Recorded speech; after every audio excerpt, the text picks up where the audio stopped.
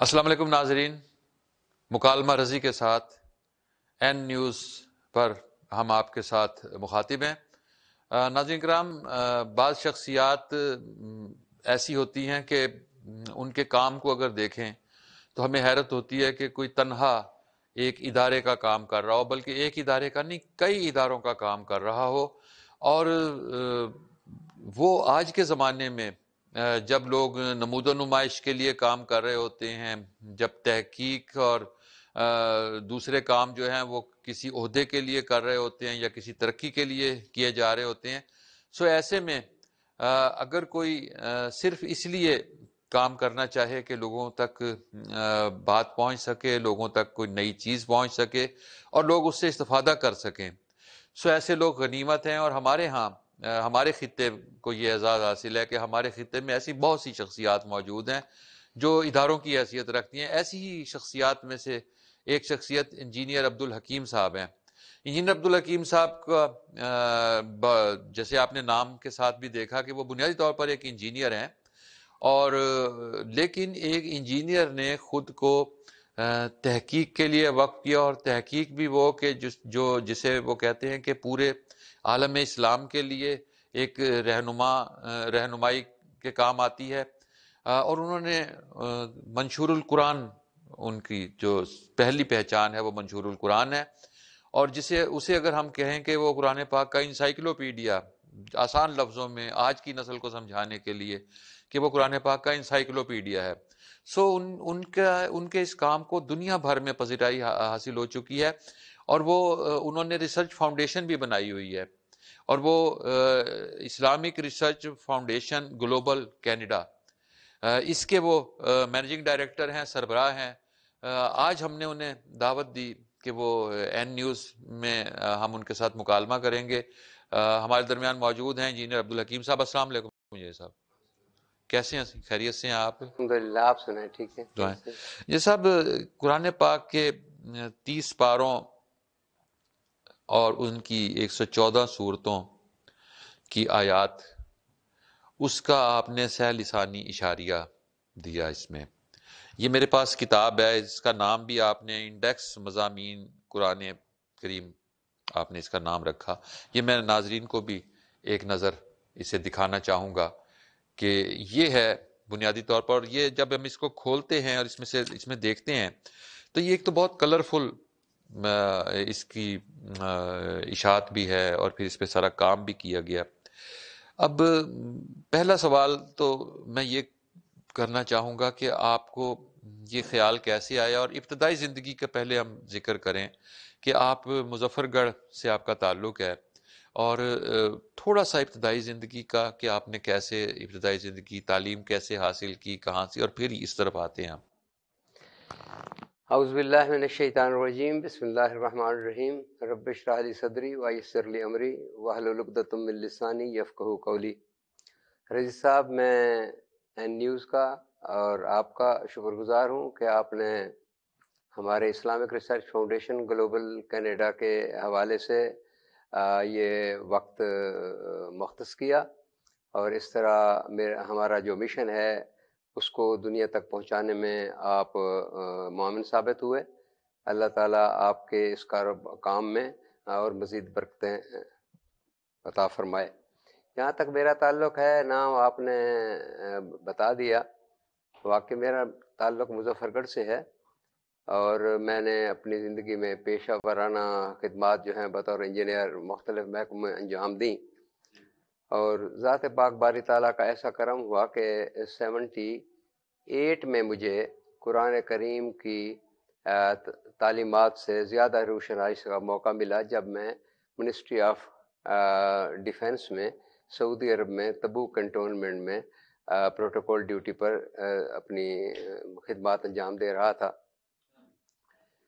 تو بس وہ ایک ٹرننگ پوائنٹ تھا، اور اللہ تعالیٰ کے فضل سے اور حرمین شریفین کی اس پر پاک فضاؤں کے صدقے یہ مجھے ایک اچھا، آپ وہاں کس سلسلے میں آپ میں بطور انجینئر فیسلٹیز انجینئرنگ میں آپ پاک فوج کے کسی ادارے کے ساتھ منسلک تھے؟ جی ہاں، وہ ایسے اس کو جہاں جس کو ایم ای ایس کہتے ہیں نا پاکستان میں، تو وہاں اس کو فیسلٹیز انجینئرنگ کہتے ہیں۔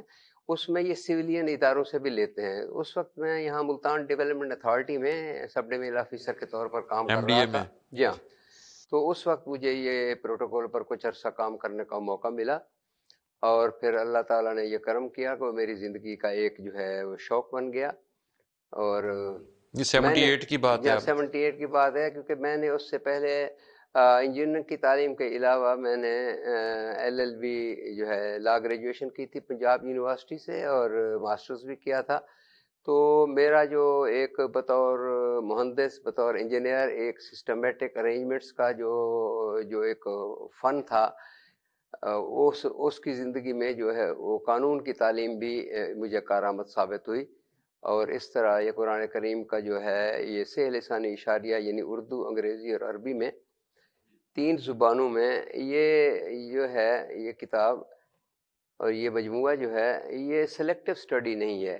تبیب قرآن پر تو 250 سال سے اس کی تاریخ ہے، مگر سلیکٹو سٹڈیز ہوئی ہیں، کسی نے ایک موضوع پر کام کیا. مگر یہ اللہ تعالیٰ کے فضل سے الحمدللہ رب العالمین سے لے کر والناس تک 114 صورتوں کے مکمل طور پر یہ اشاریہ ہے. 40,000 مضامین تک آپ کو رسائی دیتا ہے.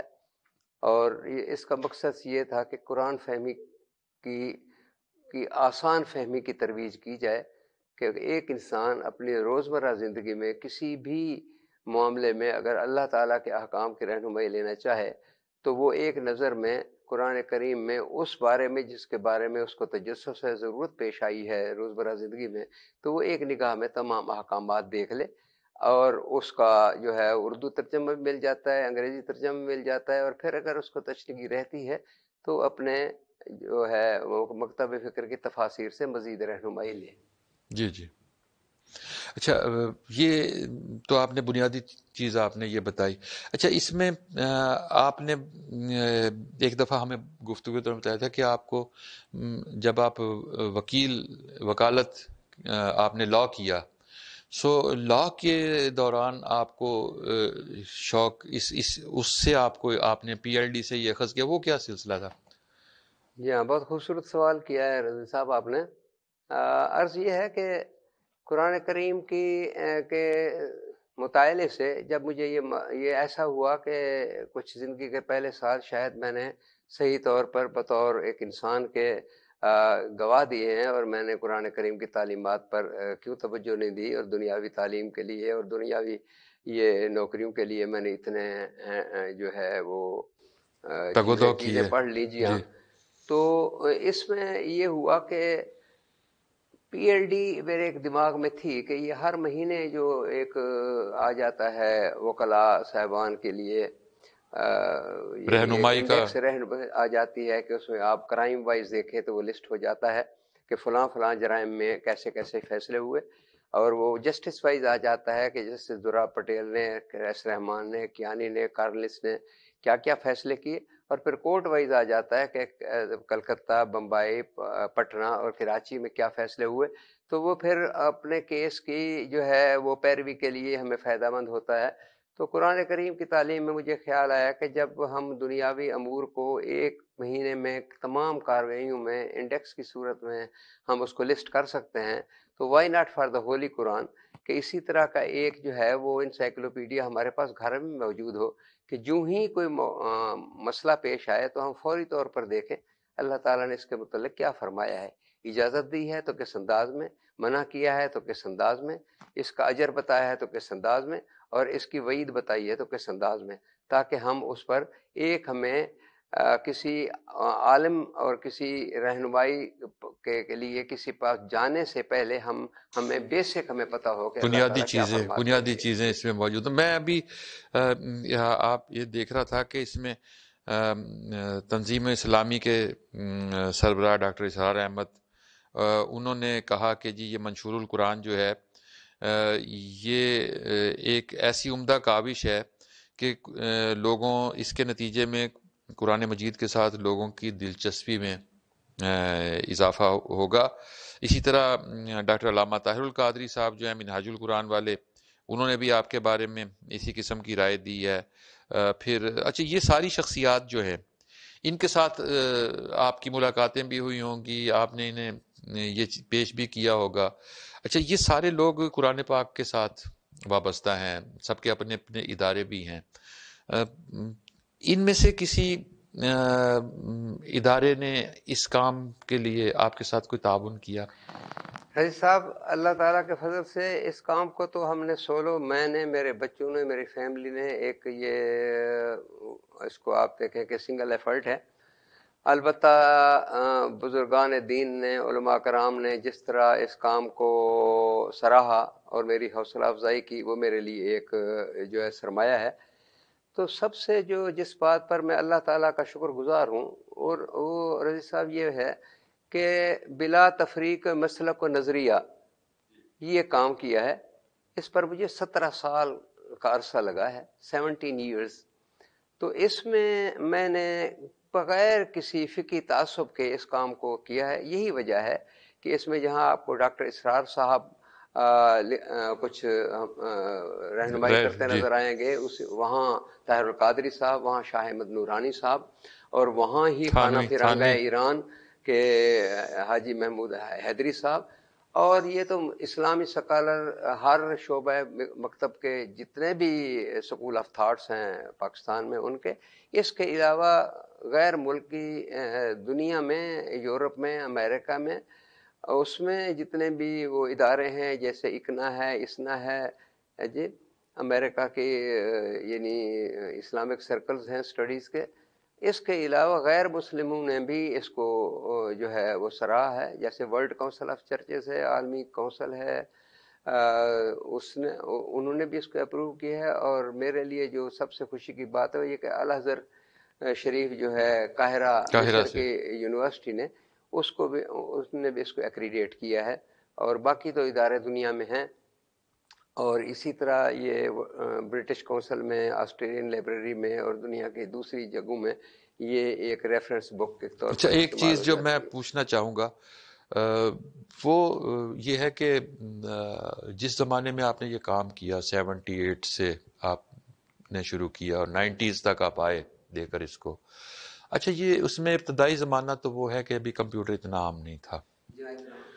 وہ کمپیوٹر، جب تک کمپیوٹر عام ہوا میرا خیال ہے اس وقت تک آپ بہت سا کام مکمل کر چکے ہوں گے. اچھا، اس میں پھر میں نے جو تحقیقی کام دیکھا ہے، میں ڈاکٹر انور صدیق صاحب کے ساتھ بیٹھتا رہا ہوں، وزیر اعلیٰ صاحب سے ملا ہوں، ان کو ہم نے کام کرتے دیکھا ہے. اور میں نے امروز کے ریفرنس سیکشن بھی دیکھے ہیں 80s میں. اس زمانے میں کام جو ہوتا تھا وہ دستی کیا جاتا تھا، کاغذ پینسل کے ساتھ کیا جاتا تھا، نوٹس بنائے جاتے تھے، فوٹو کاپیاں کروائی جاتی تھیں، اور رجسٹر بنائے جاتے تھے. آپ نے یہ کام کس طرح کیا؟ یہ سوال میں پوچھنا چاہوں گا. مجھے یہ خوشی ہے کہ آپ اس سارے عمل کو اس وقت سے جانتے ہیں، تو آپ اچھی طرح اس کو سمجھ سکتے ہیں. اس کے لیے مجھے وہ بہت مشکل کام ہے نا کمپیوٹر کے بغیر. وہ مجھے ایک شعر یاد آ رہا ہے کہ اتنی مشکل تو نہیں دشت وفا کی تسخیر، سر میں سودا بھی تو ہو، دل میں ارادہ بھی تو ہو. بنیادی چیز یہ ہے. واقعی اس وقت میں بھی کمپیوٹر سے اتنا جو ہے واقف نہیں تھا، بلکہ نابلد تھا. تو اس وقت تو یہی تھا کہ قلبی طور پر وہی جو ایک گوند کا وہ سلسلہ ہے، اور ایک سفید کاغذ پر آیتوں کو چپکانا اور اس کا ایک ریفرنس بنانا، اور پھر اس کو فوٹو اسٹیٹ کرنا، پھر اس کی ترتیب لگانا. اگر کچھ اس میں اشکال پیدا ہوا ہے تو اس آیت کو اٹھا کر دوسرے لے جانے میں یعنی ایک ایسا مرحلہ ہے جس کا بیان کیا کیا جائے. کینچی کا استعمال. جی ہاں. تو اس طریقے سے یہ ایک بہت مشکل مرحلہ تھا. 17 سال ایک زندگی کا عرصہ ہے. اس میں میرے بچوں نے، میری بیٹی نے، میری وائف نے، میرے چھوٹے بھائی نے، ایک خاندان نے جس طرح میرے ساتھ معاملت کی، اور جس طرح میرے دست بازو بنے، اور انہوں نے اپنے دن رات کا چین جو ہے وہ بھی میرے ساتھ جو ہے وہ شیئر کیا. تو یہ بس اللہ تعالیٰ کی عطا تھی کہ ہم اس میں کامیاب ہوئے. اور جب پہلا ایڈیشن جو کتاب کا آیا وہ 93-95 میں آیا، تو 17 سال کے بعد اس وقت تک کچھ سوجھ بوجھ ہو گئی تھی. اور پھر یہ اس کے جو ریوائزڈ ایڈیشن آئے، وہ جوں پھر ٹیکنالوجی بڑھتی گئی ہے، تو اس کی شکل اور اس کی ماسٹرفل ریویژنز میں پھر ماڈرن ٹیکنالوجی بھی کام آئی ہے. اور الحمدللہ اب تو خاصا بین الاقوامی معیار پر یہ کام آ گیا ہے. اچھا، اس میں پھر ایک اور چیز آتی ہے، جب آپ قرآن پاک کو دیکھ رہے ہوتے ہیں یا آپ حدیث پر کام کر رہے ہوتے ہیں، قرآن و حدیث پر، اچھا بڑا سینسیٹیو کام ہے. دو چار چیزیں اس میں، ایک تو ہمارا معاشرہ بہت سینسیٹیو ہو چکا، ہمیشہ سے سینسیٹیو ہے، 90s میں بھی یہ معاشرہ بہت سینسیٹیو تھا. اور اس میں پھر ایک ذرا سی غلطی بھی جو ہے وہ توہین کے زمرے میں آ جاتی ہے. کوئی زیر زبر کی غلطی ہو جائے، کوئی آپ اس کی تشریح تو آپ نے کی نہیں، آپ نے سیم چیزیں رکھیں اور آپ نے کیٹیگرائز کر دیں.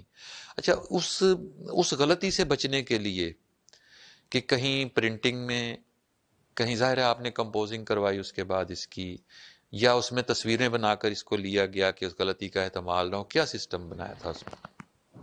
سب سے پہلے تو قرآن کریم کی جو ہے شان میں یہ عرض کر دوں کہ جتنی بھی کتب سماویہ ہیں، خاص طور پر 3، تورات مقدس، انجیل مقدس، قرآن حکیم،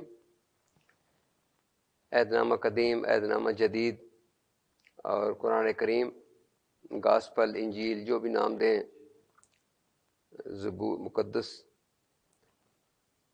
تورات جو ہے وہ ہسٹری آف بنی اسرائیل ہے، وہ تاریخ کی کتاب ہے. انجیل جو ہے وہ بایوگرافی آف جیزس ہے، حضرت عیسیٰ علیہ السلام کی سوانح حیات کے متعلق زیادہ بیان کرتی ہے. قرآن کریم کو یہ شرف حاصل ہے کہ نہ تو یہ تاریخ عرب ہے اور نہ ہی یہ سوانح حیات محمد صلی اللہ علیہ وسلم ہے. بالکل صحیح ہے. یہ تو ایک ضابطہ حیات ہے، ضابطہ حیات ہے، ضابطہ اخلاق ہے، کمپلیٹ کوڈ آف لائف ہے. جیسے اور اللہ تعالیٰ نے نبی کریم صلی اللہ علیہ وسلم کے صدقے ہمیں یہ عطا فرمایا کہ جیسے ہم کوئی کتاب لیتے ہیں، کمپیوٹر لیتے ہیں، واشنگ مشین لیتے ہیں، کچھ چلتے ہیں، اس کے ساتھ ایک یوزرز مینول ملتا ہے، اس پر لکھا ہوتا ہے اس کو استعمال سے پہلے اسے غور سے پڑھ لیجئے، تاکہ آپ اس کو، یعنی کار کا مینول ہے تو ہم دیکھ رہے ہیں اس کی ہائیسٹ سپیڈ کیا ہے، آپٹیمم کیا ہے، گیسولین کیا ہے، سم پائل میں کیا ہوگا، سو اینڈ سو فورتھ. اسی طرح قرآن کریم زندگی کے تمام تر شعبوں میں ہماری رہنمائی کرتا ہے کہ ہم نے زندگی کو کامیاب طریقے سے دین اور دنیا میں چلانے کے لیے اس کو ہم نے غور سے پڑھنا ہے. اور بالکل اس صحیح. میں یہی ہماری جو ہے کمزوری ہے قومی طور پر، انسانی طور پر، کہ ہم نے اس حکم پر غور نہیں کیا. اب میں آتا ہوں آپ کے سوال کے بارے میں. تو عرض یہ ہے کہ جو میں نے کہا تھا کہ بلا تفریق مسلک و نظریہ، تو میں نے اس میں تمام تر کوئی 35,000 کے قریب ہم نے مصحف شریف، تفاسیر اور تراجم اور دنیا سے سارے اکٹھے کیے. جس ملک میں گیا، یورپ میں، فرانس میں، برطانیہ میں، اوسلو میں، انگلینڈ میں، کینیڈا میں، جہاں سے بھی گیا میں نے تمام طریقوں سے قرآن شریف کے مصحف شریف اور تراجم اور ان کی تفاسیر اکٹھی کی، انگلش میں اور اردو میں. اور پھر اس میں ایک صفحے پر اگر 13 آیات ہیں تو 13 آیات میں آپ کو 6-7 اکابرین کے تراجم مستند ملیں گے. ٹھیک. یعنی اگر پہلا ترجمہ میں نے سمجھا ہے کہ اشرف علی تھانوی صاحب اس کو زیادہ ایکسپلین عام فہم طور پر انہوں نے کیا ہے تو میں نے اس کو سلیکٹ کیا ہے. دوسری آیت میں مودودی صاحب کا مجھے سمجھ آئی ہے کہ یہ زیادہ بہتر بیان کیا ہے تو کیا ہے. تیسری آیت میں اگر ہم نے احمد رضا بریلوی صاحب کا سمجھا ہے ٹھیک ہے. اسی طرح ہم نے اب سو آن سو فورتھ. انگلش میں اگر ہم نے مارمدی پکتھال کا ایک ترجمہ لیا ہے تو دوسری تو ہم نے دیکھا ہے کہ یہ عبد الماجد دریابادی سے کہہ رہے ہیں، اور پھر اس کے بعد ہم نے سمجھا ہے کہ یہ جو ہے یہ فلاں صاحب کا ہے. تو آپ کو ایک صفحے میں ہم نے اپنی طرف سے اس میں کسی چیز کا اضافہ نہیں کیا، مستند تراجم کو یعنی اس کو استعمال میں کیا. یہ بھی کہہ سکتا ہوں کہ یہ کئی کتابوں کی ایک کتاب بھی آپ نے اس کو کر یہ دیا. کمپینڈیم ہے، 21 کتابوں کا یہ مجموعہ ہے. واہ. اس میں کتاب عبادات آپ کو ملے گی، اقتصادیات آپ کو ملے گی، اس میں آپ کو سوانح حیات ملے گی، اس میں آپ کو پیغمبران کے قصے ملیں گے، آپ کو اشرار کے ملیں گے، آپ کو ابرار کے ملیں گے، آپ کو قوموں کے ملیں گے، ان کے زوال اور کامیابیوں کے قصے ملیں گے، اللہ تعالیٰ کی ناراضگیوں اور ان کی خوشی کے مقامات ملیں گے. جیسے کہ آپ نماز، روزہ، حج، زکوٰۃ کے متعلق تو کہتے ہیں کہ یہ لوگ سمجھتے ہیں قرآن شریف میں شاید یہی ہے، مگر آپ دیکھیں کہ میں یہ کہتا ہوں کہ آداب گفتگو کے بارے میں آپ جاننا چاہتے ہیں، کسی محفل میں بیٹھے ہوئے ہیں، آپ کسی بچے کو سمجھانا چاہتے ہیں، اپنے گھر میں بات کرنا چاہتے ہیں، اس میں 3 انڈیکس ہیں ابجدی، اردو بھی ہے، انگریزی بھی ہے، عربی بھی ہے. تو اس میں آپ اگر آداب میں الف مد آ میں دیکھیں گے تو سب آپ آداب آ جائیں گے، آداب تخلیہ آ جائیں گے، آداب گفتگو آ جائیں گے. اسی طرح گفتگو گاف میں دیکھیں گے، بے بول چال میں دیکھیں گے، سی کنورسیشن میں دیکھیں گے، ڈی ڈائلاگ میں دیکھیں گے، تے تکلم میں دیکھیں گے، کاف کلام میں دیکھیں. کوئی سٹنگ تو پکڑیں گے، کوئی حصہ تو پکڑیں گے. بہت اچھا، بہت اچھا. میں آپ کے ساتھ یہ گفتگو جاری رکھیں گے ہم. اور ناظرین کرام، ہم بہت دلچسپ گفتگو ہے، بہت معلوماتی گفتگو ہے انجینئر عبدالحکیم صاحب کے ساتھ، اور ہم ایک وقفے پہ چل رہے ہیں. وقفے کے بعد دوبارہ آتے ہیں اور اسی گفتگو کو آگے لے کر چلیں گے.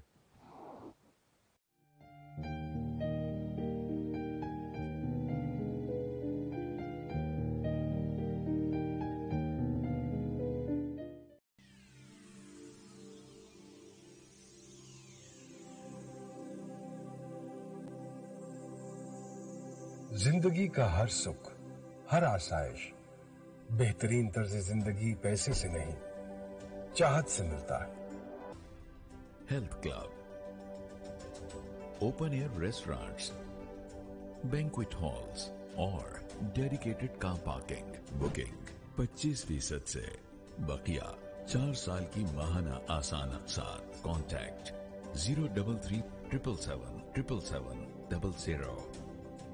ملٹی گارڈن B17 اسلام آباد، a project of J7 Group. J7 Emporium, a smart choice.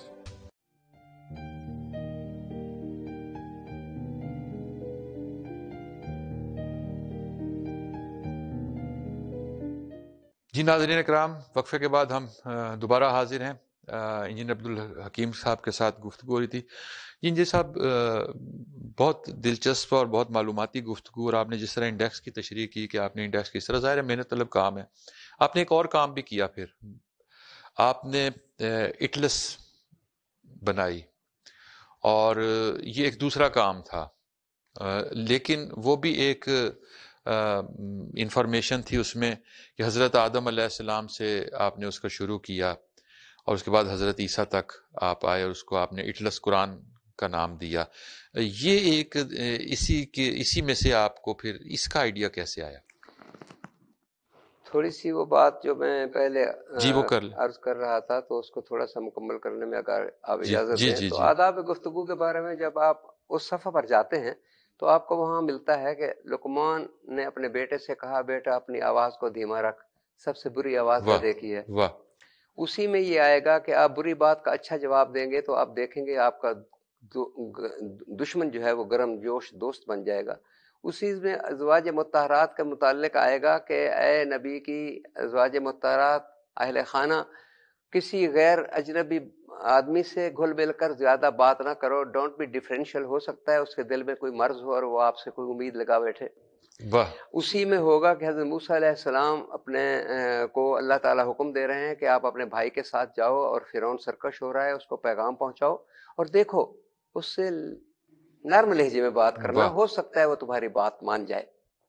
اور اسی طرح جوں جب حضرت ابراہیم علیہ السلام اپنے والد آزر کو بت پرستی سے روکتے ہیں تو جوں والد کا جو ہے رویہ درست ہوتا جاتا ہے کہ میں سنسار کرا دوں گا، تمہیں شہر بدر کرا دوں گا، اتنا ہی بیٹے کا رویہ نرم ہوتا جاتا ہے. ابا میں چاہتا ہوں آپ کو جھمن کے آپ نہ آگ نہ چھو لے، آپ کو سو اینڈ سو فورتھ. پھر آپ کو کلام گفتگو کے بارے میں آپ کو کوئی تشنگی نہیں رہے گی. یہ ہے اس انڈیکس کے بارے میں. ٹھیک. اب میں آتا ہوں آپ کے دوسرے سوال کے بارے میں. ایٹلس، اچھا، یہ جو منشور قرآن کو اللہ تعالیٰ کے فضل سے جب جو بین الاقوامی پذیرائی ملی اور یہ حکیم سعید صاحب نے اس کو شورائے آفاق کتاب قرار دیا مرحوم نے، اور ڈاکٹر قدیر صاحب نے اس پر بہت بہت مہربانی کی، اور کوٹا لیب سے ان کی بڑی مہربانی تھی کہ انہوں نے کئی دفعہ ان سے ذاتی ملاقاتیں بھی رہیں پھر اسی حوالے سے، اور سب کی یہ خواہش ہوتی تھی کہ ان سے ملا جائے. میری بھی خواہش ہوتی تھی اور ان کی یہ محبت تھی مجھے ہر شعبہ فکر سے، علماء کرام سے. جیسے کہ جو ہے یہ لنگوسٹک کے جو قومی زبان کے عارف صاحب تھے، تو انہوں نے بھی کئی دفعہ کہا کہ آپ اسلام آباد آئیں تو ہمارے پاس، اور سو آن سو فورتھ. تو یہ جو ایٹلس کا ہے، یہ آئیڈیا اس طرح آیا کہ جب اس کام سے فارغ ہو چکا تو مجھے 2000 میں مجھے خیال آیا کہ میں نے ویٹیکن سٹی سے جان پوپ پال سے ایک گاسپل ایٹلس منگائی. تو میری حیرت کے انتہا نہ رہی کہ انجیل مقدس کا جو ہے پکٹوریل اور السٹریٹڈ پریویو ایسا ہے، اتنا ہے کہ اس میں سمجھنے میں، مقامات کے نقشے ایٹلس دیکھنے میں، ان کے مقامات کے فوٹو دیکھنے میں، ان کے چارٹس اور ان کے چیزیں ڈیٹیل دیکھنے میں تو کتنی آسانی ہے. تو میں نے کہا why not for the holy قرآن. ٹھیک. تو پہلے شروع میں تو کوئی کام اتنا یعنی جو وہاں ہے سے آئیڈیا ملا ہاں آپ کو. سمجھ نہیں آتا کہ وہ اتنا زیادہ کام لے گا، مگر جب میں نے اس کو ہاتھ لگایا اور شروع کیا تو یہ کوئی 11 سال زندگی کا اور لے گیا. تو وہ ایک جلد میں بھی نہ سمایا. پھر میں نے یہ کیا کہ وہ ایٹلس قرآن کے 2 جلدوں میں اس کو لے آیا کہ ایک جو ہے وہ سیرت طیبہ رسول اعظم صلی اللہ علیہ وسلم احمد مجتبیٰ محمد مصطفیٰ خاتم النبیین افضل المرسلین کے نام سے ایک علیحدہ جلد آئی سیرت النبی کے حوالے سے. سیرت النبی کے حوالے سے. اور میں نے اس میں یہ جب سیرت کی کتاب میں دیکھی، خیر البشر، افضل الانبیاء، خاتم النبیین، افضل المرسلین، یہ سب کچھ ہو چکا تھا. تو میں نے اس کے لیے نبی کریم صلی اللہ علیہ وسلم کے رسول اعظم کا نام دیا کہ الیگزینڈر دا گریٹ کیا ہوتا ہے، رسول اعظم، پرافٹ دا گریٹ. بہت اچھا. تو میں نے رسول اعظم صلی اللہ علیہ وسلم کی سیرت طیبہ سے یہ ایک جلد بنائی، اور دوسری میں جو ہے تمام انبیاء کرام علیہ السلام جن کا ذکر قرآن کریم میں ہے، حضرت آدم علیہ السلام سے عیسیٰ علیہ السلام تک، ان کے لیے دوسری جلد میں ان کو آیا. اور ذات پاک باری تعالیٰ کا یہ اتنا کنسائز اور کمپیکٹ یہ ہے، یہ اکاؤنٹ ہے سیرت کے حوالے سے اور قصص انبیاء کے حوالے سے. اچھا، اس میں جو آپ نے رسول پاک والا آپ نے بنایا، اس میں آپ نے کن چیزوں کو، کیا چیزیں اس میں ہائی لائٹ کی؟ اس میں مقامات کی تصاویر دیں، اس کا بیک گراؤنڈ دیا، کون سی چیز؟ سے اینی تھنگ، جیسے کہ ٹائٹل سے ملتا ہے کہ مولد رسول صلی اللہ علیہ وسلم سے لے کر تو مسجد نبوی تک میں نے اس کے سارے جو ہے عرصہ دیا ہے. اس میں 4-5 چیزیں جو ہیں وہ میں سمجھتا ہوں کہ مجھے اس میں اللہ تعالیٰ نے مہربانی فرمائی. ایک تو جو مکتوب ہیں جتنے بھی نبی کریم صلی اللہ علیہ وسلم کے سرفراز نامے ہیں جو انہوں نے بھیجے، وہ اکثر لوگ اپنی جو ہے وہ تبرک کے طور پر لکھتے تھے، مگر اس کی تحریر میں کیا لکھا ہے یہ بہت کم لوگوں تک پہنچتا ہے. تو میں نے ان مکتوب کے ساتھ ان کا عربی کتابت، اردو ترجمہ اور انگریزی ترجمے دیے ہیں کہ انہوں نے لکھا کیا ہے. دوسرا سب سے جو میرے لیے بات ہے وہ ہے کہ ازواج مطہرات کے بارے میں نے اس میں خصوصی کام کیا کہ ہر نبی کریم صلی اللہ علیہ وسلم کے نکاح مبارکہ کے بارے میں ایک علیحدہ چیپٹر دیا ہے ازواج مطہرہ کے حوالے سے، ان کا بیک گراؤنڈ، ان کی زندگی کا پس منظر، اس کے بعد اس نکاح میں مصلحت، اور اس نکاح کے بعد شرف صحبت کتنا عرصہ نصیب ہوا، اور پھر اس کے بعد ہمارے اسلام کو اس کے کتنے فوائد ہم حاصل کر سکے ہمارے دین. جی ہاں. اور اس طریقے سے ایک کا علیحدہ دیا ہے تاکہ ہمیں یہ سمجھ آ جائے کہ اس میں کیا مصلحت تھی. اس کے ساتھ میں نے پھر خانہ نبوت تمام انبیاء کرام علیہ السلام جو کہ بنی اسرائیل کے اور تو ان کے ساروں کے میں نے خانہ نبوت ان کے ازواج مطہرات پر علیحدہ چیپٹر دیے. وہ دوسرے میں دیے یا اسی میں دیے؟ اسی کے فوراً بعد کہ حضرت سلیمان علیہ السلام کے، حضرت ابراہیم علیہ السلام کے، موسیٰ علیہ السلام کی سیان، تو ان کے ازواج مطہرات کو متعلق کیا ہے تاکہ جو مستشرقین جو ہیں وہ ہماری ازواج مطہرات کے مطابق جو پریجڈس ہیں، جو ان کے متعلق کچھ غیر منصفانہ رویہ رکھتے ہیں، وہ اپنے انبیاء کرام کے بارے میں یہ کیوں نہیں دیکھتے کہ وہاں کیا ہوا؟ داؤد علیہ السلام کا خانہ نبوت کے متعلق کیوں نہیں دیکھتے؟ سلیمان علیہ السلام کے متعلق کیوں نہیں دیکھتے؟ وداؤٹ کومنٹری میں نے ان کے سارا وہ دے دیا تاکہ یہ آئی اوپننگ ہو. ان کی تعداد دے دی. جی ہاں، تعداد دے دی، ان کی بھی ہسٹری دے دی ہے. ٹھیک.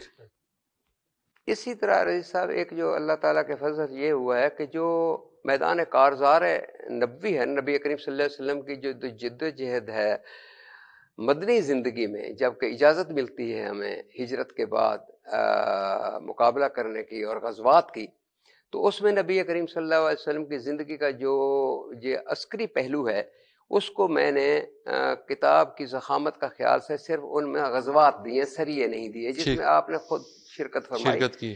اس میں نے خطبات جو ہیں ڈاکٹر عبدالحمید صاحب کے، میں فرانس میں گیا تو میں اسپیشل ان کے اس فلیٹ تک گیا تاکہ یہاں جا کر میں فاتحہ ادا کر سکوں فرانس میں.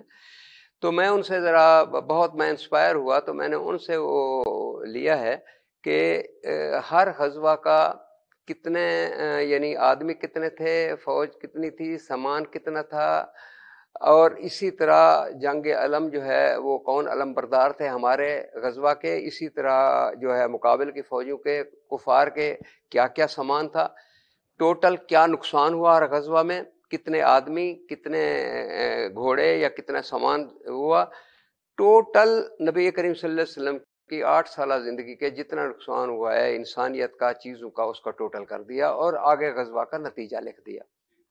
اس کے بعد یہ جو مستشرقین کہتے ہیں کہ اسلام تلوار کے زور سے پھیلا، اس کے جواب کے طور پر میں نے مائلڈ طریقے سے ایک آگے چیپٹر شروع کر دیے ہیں. تمام یہ جتنی اقوام ہیں جو اپنے آپ کو جو ہے بہت اعلیٰ سمجھتی ہیں اور حقوق انسانی کا علم بردار سمجھتی ہیں، ان کی تمام ہسپانوی، ولندیزی، امریکن، جرمنز، برطانوی سے، یعنی انہوں نے جتنی بھی جنگیں لڑی ہیں اپنے اقتدار کے لیے، ان کی تاریخ دی ہے، انہوں نے کتنا نقصان کیا، کتنے 100 سال تک لڑی ہیں.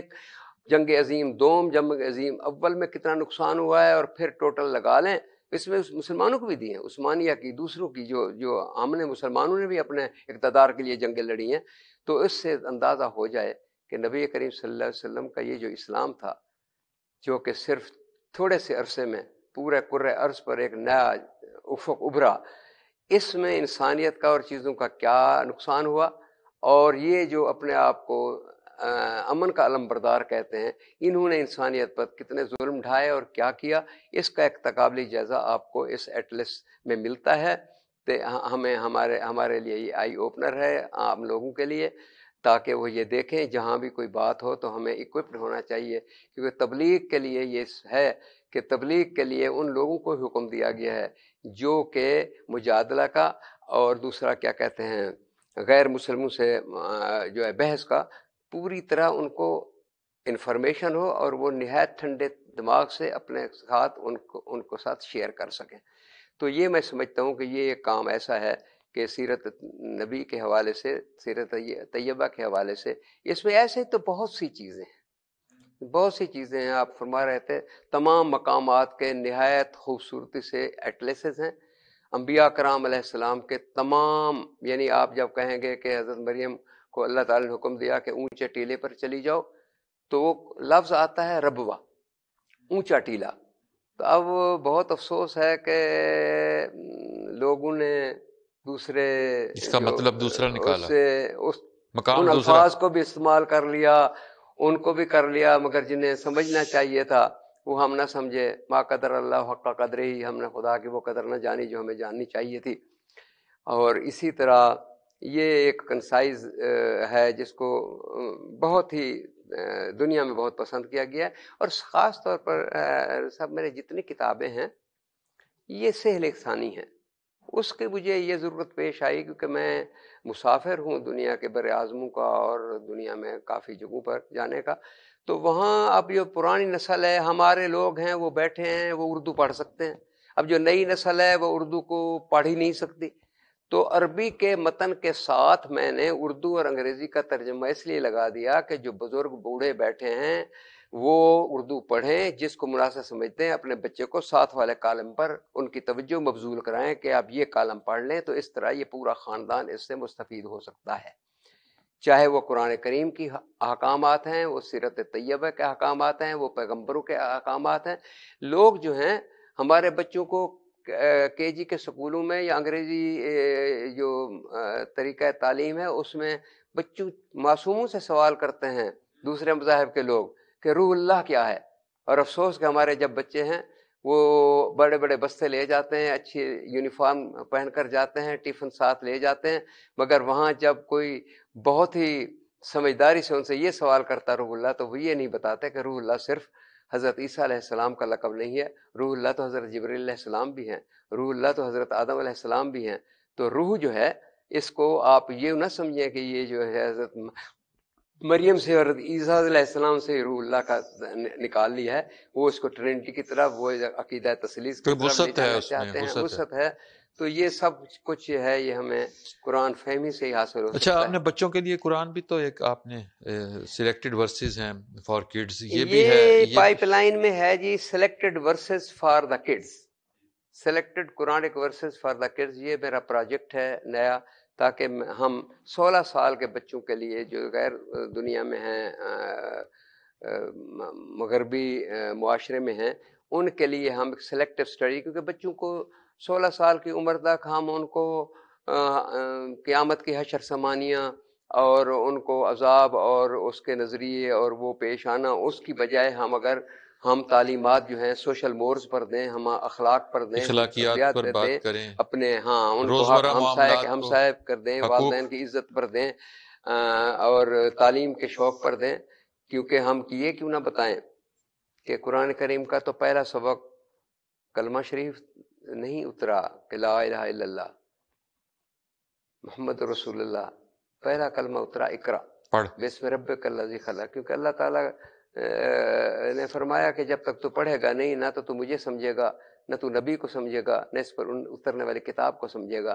تو اقرا جو ہے نا، اس کے لیے یہ جو قرآن فار سلیکٹو اسٹڈی جو ہے، سلیکٹو ورسز فار ہولی قرآن فار دا کڈز، یہ میرا ایک پروجیکٹ ہے بچوں کے لیے.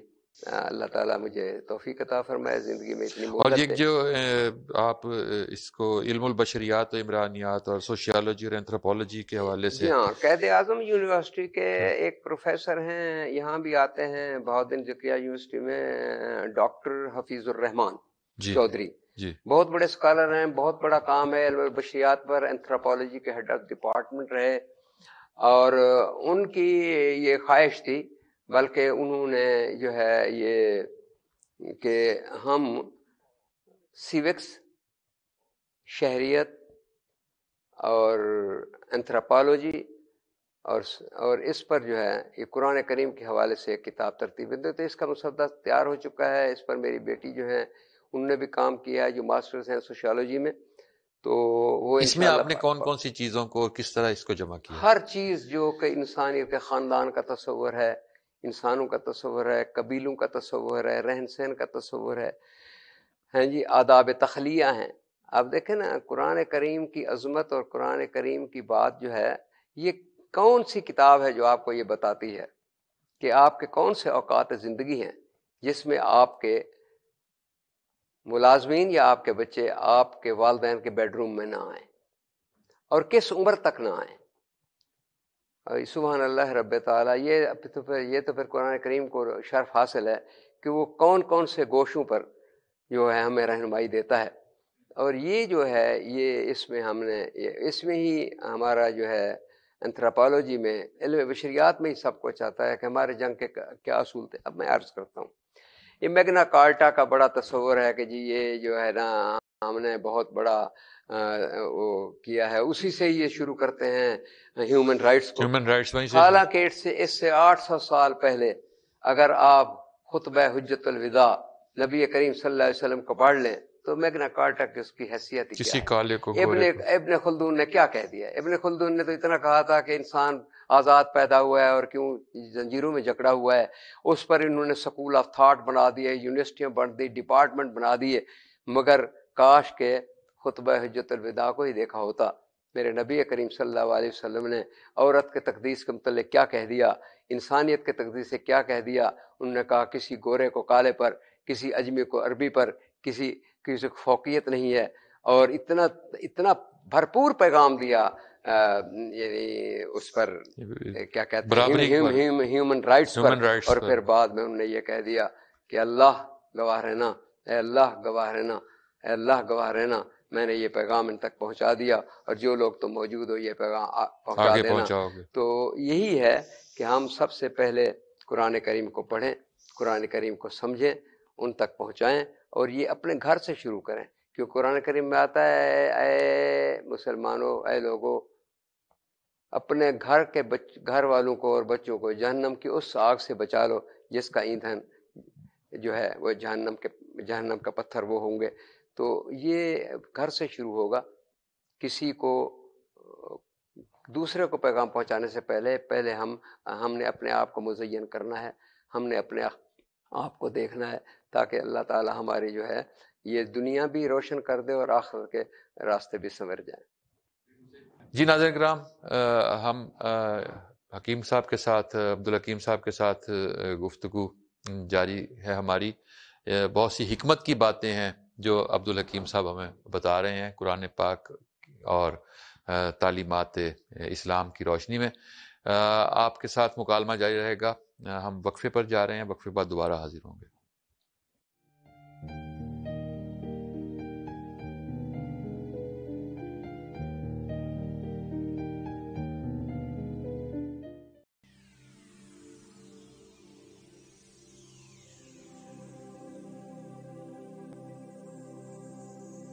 زندگی کا ہر سکھ، ہر آسائش، بہترین طرز زندگی پیسے سے نہیں، چاہت سے ملتا ہے۔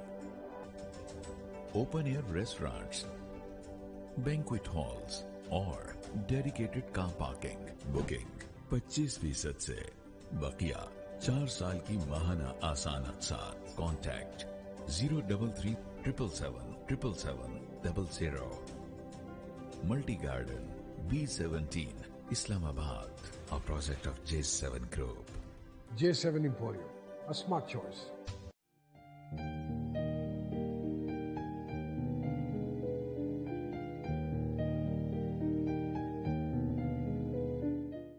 جی ناظرین اکرام، مکالمہ رضی کے ساتھ ہم آپ کو خوش آمدید کہتے ہیں، اور انجینئر عبدالحکیم صاحب کے ساتھ ہماری گفتگو جاری ہے۔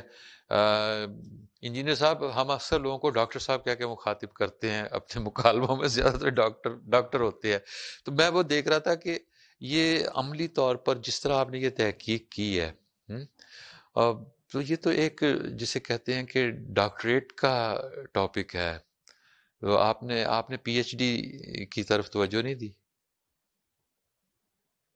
آپ دعا فرمائیں ذات پاک باری تعالیٰ اس کو اپنی بارگاہ میں شرف قبولیت دے، توش آخرت بنائے میرے لیے، اور مرجع خلائق بنائے اس کو عوام کے لیے، تو یہی میرے لیے پی ایچ ڈی ہے۔ اب میں تو صرف وہ تو ایک جسے کہتے ہیں نا، وہ ایک ڈگری رہ جاتی ہے باقی تو اس میں بہرحال باقی چیزیں، اور وہ جو صاحب پی علم ایچ ہیں، ڈی کے میں پی ایچ ڈی کے معاملات چل رہے ہیں وہ بھی ہم جانتے ہیں، چھوڑتے ہیں اس ٹاپک کو، آگے چلتے ہیں۔ آپ نے اس کے حوالے سے دنیا بھر کا سفر کیا، آپ نے لیکچرز دیے، آپ نے جیلوں میں جا کر لیکچرز دیے، آپ نے بیرون ملک جا کر لیکچرز دیے، آپ نے اس پروجیکٹ کو دنیا بھر میں پھیلایا، اس کام کو۔ تھوڑا سا اس کا احوال کہ کہاں کہاں گئے، اور پھر ایک اس میں سوال یہ آتا ہے کہ آپ جب جیلوں میں گئے، قیدیوں کے ساتھ ملاقاتیں ہوئی، انہیں آپ نے یہ تحائف دیے، یہ ذرا تھوڑا بتائیے وہ کیسا تجربہ؟ الحمدللہ رب العالمین، ذات پاک باری تعالیٰ کی عنایات کا کتنا شکر ادا کیا جائے، اور مجھے ایسے انسان پر تو میری جو ہے وہ جھک جاتا ہوں میں اس بارگاہ رب العزت کے احسانات کے اس میں بہت کرم ہوا ہے۔ رضی صاحب آپ ٹھیک کہہ رہے ہیں، لیکچرز پاکستان سے شروع کرتے ہیں تو تقریباً پاکستان کے تمام جیلوں میں، کوٹ لکھپت جیل ہے، فیصل آباد ہے، ملتان ہے، بہاولپور ہے، نیم اینی، تو وہاں اکثر بہت سارے لیکچرز ہوئے۔ اصل مقصد یہ ہوتا ہے کہ وہاں تک وہ پیغام پہنچایا جائے، کیونکہ وہ ریسیونگ اینڈ جو ہے نا اس وقت تیار ہوتا ہے اللہ کی بات سننے کو، کیونکہ تکلیف میں ہوتے ہیں وہ، اور وہ مختص ہوتا ہے ان کے پاس اس بات کو سوچنے کا، ان کو بتایا جائے کہ یہ صبر بھی ایک بات تھی جس کو شاید آپ نے چھوڑ دیا، اور کہیں جلدی میں کوئی نقصان ہو گیا جس کے لیے آپ کو خمیازہ بھگتنا پڑا، تحمل نہیں کر سکے، اور حالانکہ یہ سب میں نقص موجود ہے۔ فرق صرف یہ ہے کہ وہ پکڑے گئے ہیں اور ہم پکڑے نہیں گئے، ان کو تسلی بھی دینی ہوتی ہے۔ تو وہاں ہم جو تعلیم جاری رکھتے ہیں عورتیں یا مرد حضرات، تو سب سے پہلے تو ہم ان کو قرآن کریم ان کو پیش کرتے ہیں کیونکہ ان کا حق ہے، اور جیل کے جو امام مساجد ہیں ان کو خطبے کے لیے اور تیاری کے لیے قرآن شریف دیے جاتے ہیں۔ اسی طرح ہائی کورٹ بار ایسوسی ایشن میں، اسی طرح یونیورسٹیز میں، اور بہت سارے یعنی فورم ہیں، جیسے کئی اصلاحی پروگرام ہیں جن میں جاتے ہیں. تو ایک زندگی گزری ہے، بہت بڑی لسٹ ہے اس کی. غیر ملکوں میں بھی اس کا بہت وہ ہوا، اور اس میں اللہ تعالیٰ نے بہت، آپ کے میڈیا کا میں بہت شکر گزار ہوں. پرنٹ میڈیا کو آپ لے لیں، اس میں کئی نام آتے ہیں، جس میں ناصر محمود شیخ صاحب میرے لیے ایک بڑی قابل قدر حیثیت ہیں. انہوں نے میرے ساتھ اس قرآن شریف کی ترویج کے لیے بہت کام کیا، اور میرے ساتھ بہت غیر ملکی دوروں میں گئے. تو ہم اوسلو گئے، ہم ڈنمارک گئے، ہم سویڈن گئے، ہم فرانس گئے، ہم بیلجیم گئے، اور اس طرح ہم نارتھ امریکہ کے وینکوور سے لے کر ٹورنٹو تک کے سفر کیے.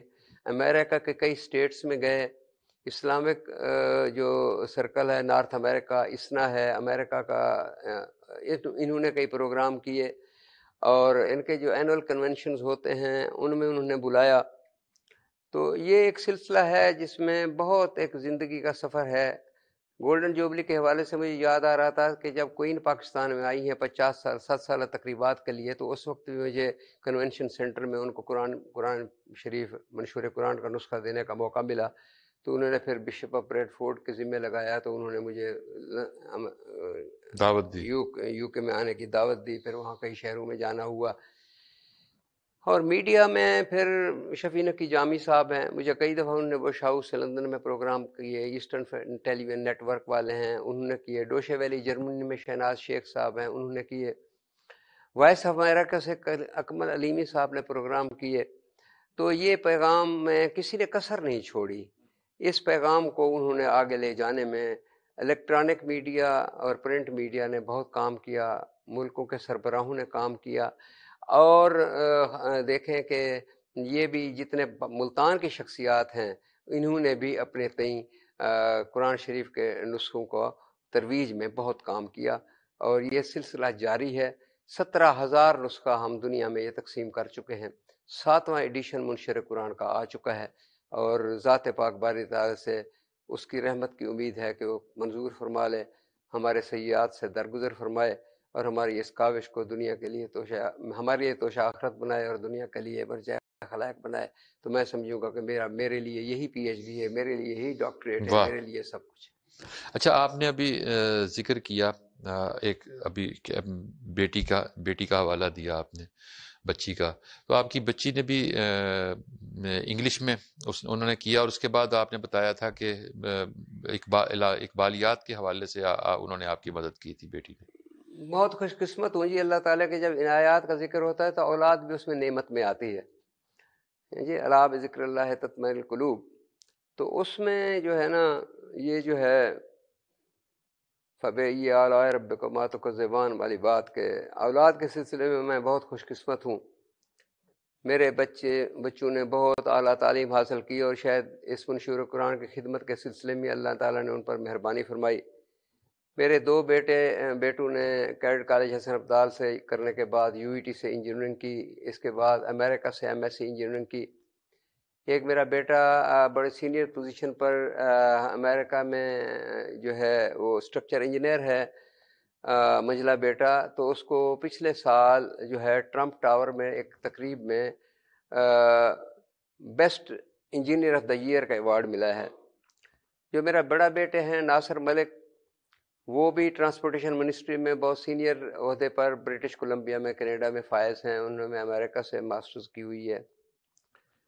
بیٹی کا ذکر ہو رہا تھا، تو میری بیٹی نے جو ہے وہ عطیہ تھانوی نے یہاں سے گولڈ میڈل لیا تھا بہاؤالدین ذکریہ یونیورسٹی سے انگلش لٹریچر میں. وہ انگلینڈ میں ہیں، اور انہوں نے PhD اپلائیڈ لنگوسٹکس میں کیا ہے.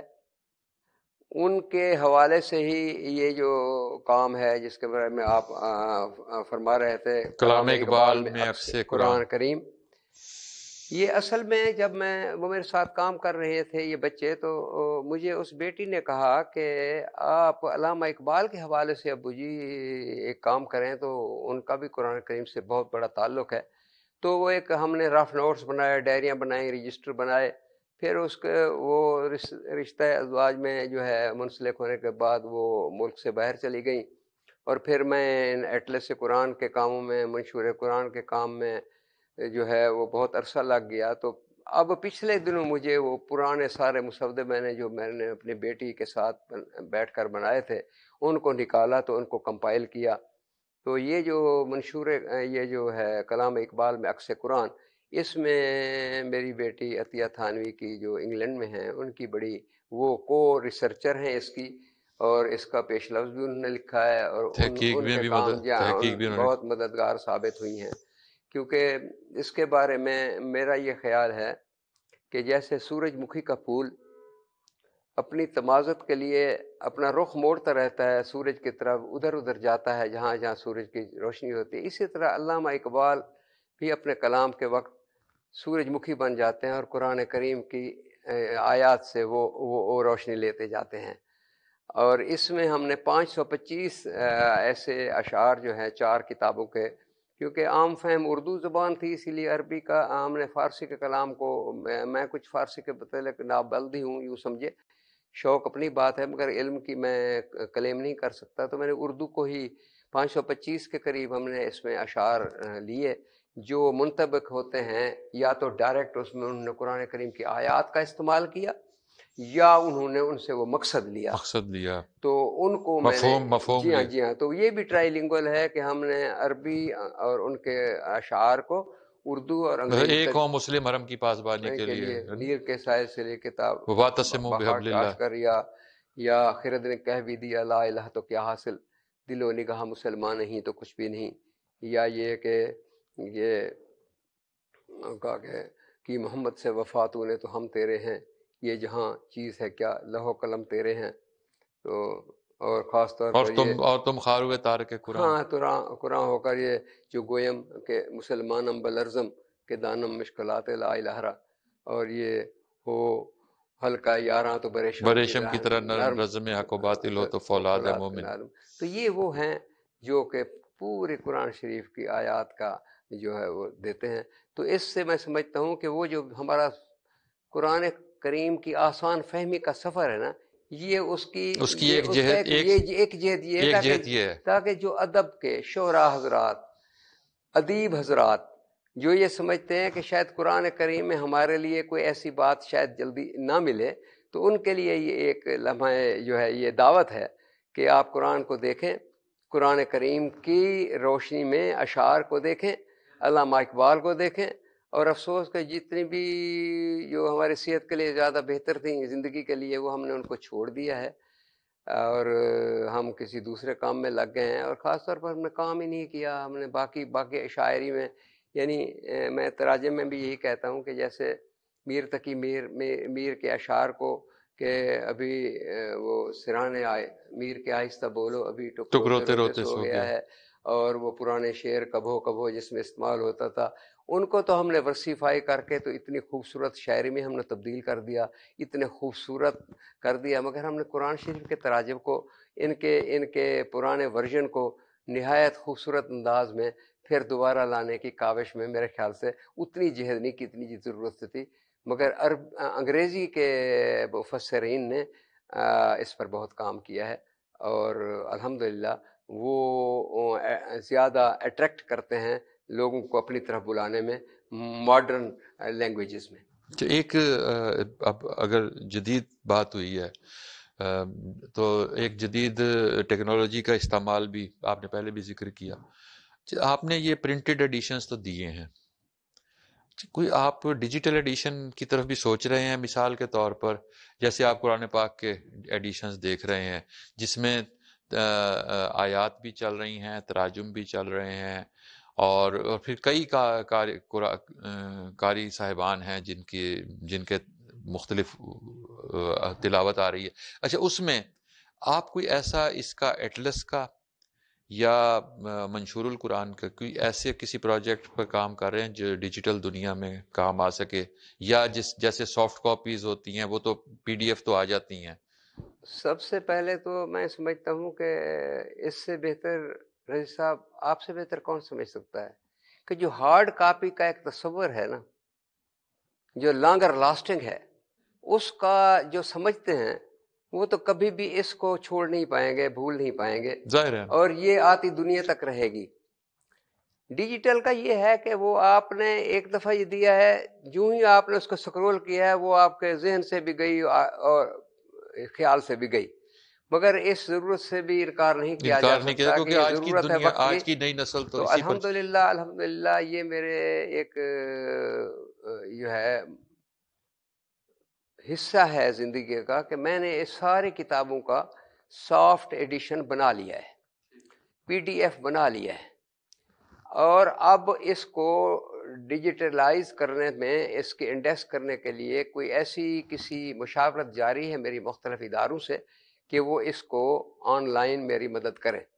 باہر کے ممالک میں ان کے بہت زیادہ چارجز ہیں، مگر میں یہ سمجھتا ہوں کہ یہ ان کے بس کی بات نہیں ہے، جو کہ مذہب سے ہمارے خاص طور یعنی مسلمان نہیں ہیں، ان کو میں شاید اس کی تقدیس اس کے معاملے میں نہ سمجھا پاؤں، سمجھا بھی نہیں سکیں گے، اور وہ ان کی اتنی دلچسپی بھی نہیں ہوگی. تو اسی لیے میں بہت سارے اداروں سے منسلک ہوں اور کوشش کر رہا ہوں کہ کوئی اللہ کا بندہ اس کار خیر میں میری مدد فرمائے گا، کیونکہ یہ میں سمجھتا ہوں کہ اس میں مجھے مدد درکار ہے کہ میں نے یہ تینوں کتابوں کے سافٹ ورژنز بنا لی ہیں، میرے پاس اس کی سافٹ کاپیز ہائی پکسلز میں، لائٹ پکسلز میں ہیں. اب ان کو انڈیکس کے ساتھ جوڑ کر ڈیجیٹلائز کرنے میں، اس کی جو ایپس بنانے ہیں جس کو کہتے ہیں، وہ اینڈرائڈ اور ایپل کی ایپس بنانے میں اللہ تعالیٰ کوئی اسباب پیدا فرمائے گا، اور انشاءاللہ جلدی اپنی زندگی میں مجھے خدا محنت دے گا کہ میں یہ پیغام پہنچا سکوں. بہت اچھی گفتگو ہوئی آپ کے ساتھ. آخر میں ہمارا جو فارمیٹ ہے اس میں ایک پیغام اور جو ہم چاہیں گے کہ آپ ناظرین کو دیں، اور کوئی ایسی خواہش یا ایسا کام جو آپ سمجھ رہے ہیں کہ آپ کو کرنا چاہیے تھا، یا آپ جو چاہ رہے ہیں کہ ابھی آپ کریں گے، جیسے ابھی یہ آپ نے ایپس کی بات کی، تو وہ ہم آخر میں آپ کے سے سنیں گے. آپ ناظرین کے ساتھ ہم کلام ہوں. السلام علیکم ورحمۃ اللہ وبرکاتہ. آج کی اس محفل کے بعد، پروگرام کے بعد، میں یہی پیغام دینا چاہوں گا کہ آئیں ہم سب مل کر عزم کریں اس ماہ شوال کی بابرکت ساعتوں میں، جس کی آمد پر نبی کریم صلی اللہ علیہ وسلم ماہ رمضان کی تیاری شروع کر دیتے تھے، اپنی عبادات کا معمول بڑھا دیتے تھے، اور انہوں نے دعا بھی کی کہ اللہ ہمیں شوال اور شعبان کے بعد رمضان شریف بھی نصیب فرما. تو اس حوالے اور اس برکت سے میں پیغام دوں گا کہ ہم آئیں، قرآن شریف کو اپنی زندگی میں شامل کریں، اس کی تعلیمات کو اور اس کے تراجم کے ساتھ پڑھنے کی ہم صحیح کریں. اگر ہم ایک صفحہ بھی روزانہ پڑھیں، ہمارے نوجوان، گھر کے بوڑھے اور بچے، تو ہم ایک سال میں ایک روین دے سکتے ہیں، اور اس طرح ہماری زندگی کے تمام پہلو جو ہیں وہ ایسے روشن ہوں گے جن کا ہمیں اندازہ ہی نہیں ہے. اب ہماری یہ اصل میں یہ جو ہے کم فہمی ہے یا بدقسمتی ہے کہ ایک جو ریفریشر کورس آ رہا ہے، جو اینول ورکشاپ آ رہی ہے، جس کو ہم تراویح کا نام دے رہے ہیں ماہ رمضان میں، اس میں نبی کریم صلی اللہ علیہ وسلم کے اس تعلیمات میں یہ تھا کہ اگر سارا سال ہم نے غفلت میں گزارا ہے اور روزگار کے دھندوں میں گزارا ہے، دوسری مصروفیت میں گزارا ہے، تو کیوں نہ ہم سال میں ایک مرتبہ اس مہینے میں اس قرآن شریف کا ایک روین کر لیں. مگر ہمیں افسوس ہے کہ اب بھی ہم اس کوشش میں ہوتے ہیں کہ یہ قاری صاحب ہمیں 18 منٹ میں فارغ کریں گے یا 35 منٹ میں، تو ہمیں جلدی ہوتی ہے، اور وہ مہینہ بھی باقی زندگی کے مہینوں میں گزر جاتا ہے کہ پھر ہمیں پتہ نہیں ہوتا کہ کب ہم نے آسن القصص حضرت یوسف علیہ السلام کا قصہ سنا، کب ہم نے سیکس ڈسپلن کے لیے سورۃ النساء دیکھی، کب ہم نے دوسرے پیغمبروں کے قصے سنے، کب ہم نے اخلاقیات کے پہلو پر دیکھا، کب ہم نے اعلیٰ حاضل قیاس ایک بہت بڑا کام ہے. تو میرا یہی پیغام ہے، استدعا ہے بطور Islamic Research Foundation Global Canada کے ایک حیثیت جو بھی ہے اس سے، کہ آئیں ہم قرآن کریم کو سمجھنے کے لیے اپنی زندگی میں اس کے لیے کچھ وقت نکالیں. کیونکہ ہم روزانہ اخبار کے لیے وقت دیتے ہیں، دوسرے سوشل میڈیا کے لیے دیتے ہیں، تو کیوں نہ ہم تھوڑا سا وقت اس کے لیے مختصر کریں. اللہ آپ کا اور ہمارا حافظ و ناصر ہو. وما علینا الا البلاغ. بہت شکریہ انجینئر عبدالحکیم صاحب، آپ کے ساتھ بہت خوبصورت گفتگو ہوئی، اور ہمارے ناظرین کو یقیناً بہت کچھ سیکھنے اور سمجھنے کا موقع ملا ہوگا. ناظرین کرام، اس کے ساتھ ہی آج کا پروگرام اختتام پذیر ہوا. اپنے میزبان رضی کو اجازت دیجیے. خدا حافظ.